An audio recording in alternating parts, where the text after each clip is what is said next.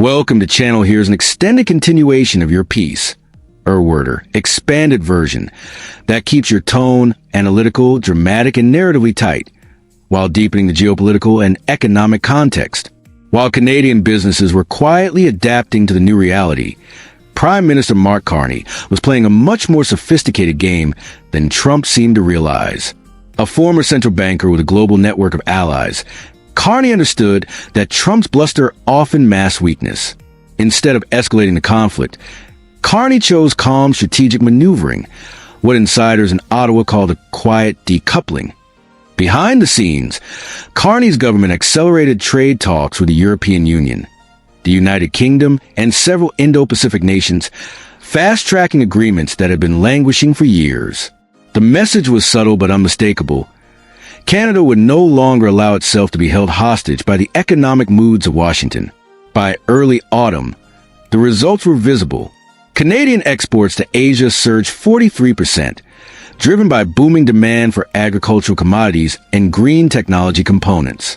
Europe, too, became a major lifeline, with several EU member states openly expressing admiration for Canada's resilience in the face of American pressure.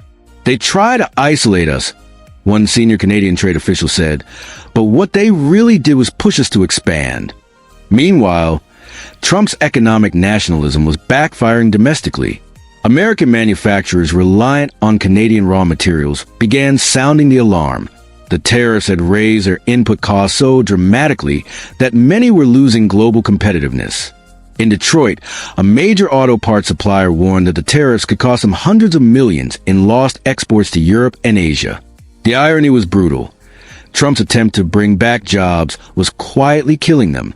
Even within Trump's own party, frustration was mounting. Governors from border states, Michigan, Minnesota, and New York, urged the administration to reconsider the tariffs, citing plummeting cross-border trade and rising consumer prices. But Trump, trapped by his own rhetoric, couldn't back down without admitting defeat. And then came the diplomatic blow Carney had been waiting for. At a high-profile summit in Brussels, the European Commission formally invited Canada to participate in a new transatlantic green energy consortium without American involvement. The symbolism was impossible to miss. Canada, once seen as a junior partner in North America's economic triangle, was now being courted as a full-fledged player on the global stage. In Washington, Trump's advisors scrambled to spin the development as irrelevant, but markets saw it differently. The U.S. dollar dipped, Canadian investment inflow spiked, and business media across the world ran the same headline. Trump's trade war just made Canada stronger. For Trump, who built his political identity on the illusion of total control, the optics were devastating. His tariffs had not bent Canada, they had liberated it. And as Carney prepared to meet EU leaders again to finalize a multilateral trade pact, he reportedly told aides something that perfectly captured the moment. Sometimes the best way to win a fight is to stop showing up to your opponent's ring. Would you like me to continue this into the next section? Perhaps showing Trump's internal White House reaction, Fox News spin, and emerging backlash from U.S. farmers and consumers.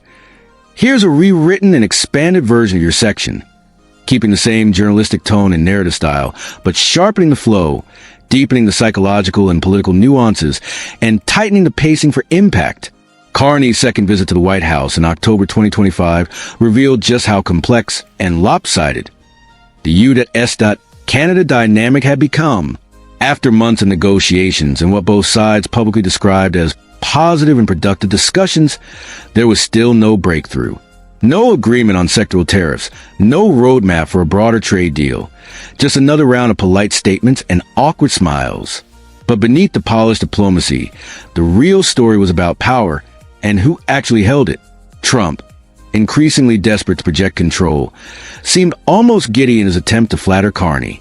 "He's a world-class leader," Trump declared before reporters. "He could represent me anytime."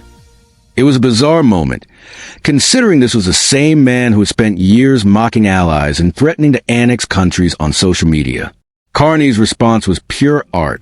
With a faint smile, he mimed a scribbling gesture toward the journalist and quipped, "Write that down." The room erupted in laughter. But the real punch landed later when analysts replayed the clip on loop across North American news networks. In one line, Carney had managed to let Trump feel like the alpha while subtly reminding the world who was actually dictating the tone. Even Trump's language throughout the meeting betrayed a man off balance. Gone were the trademark threats and chest beating.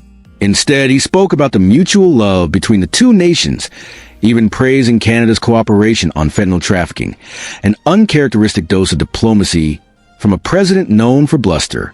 Kellyanne Shaw, a former Trump trade advisor, later told CNBC that it was as positive a tone as I've ever seen him take with any foreign leader. Translation: Trump needed a win, and he knew he wasn't getting one. The most revealing moment, however, came when Trump tried to explain the lack of progress. The problem we have, he said, is that they want a car company and I want a car company. It sounded less like a head of state and more like a child squabbling over toys. Carney, unflappable as ever,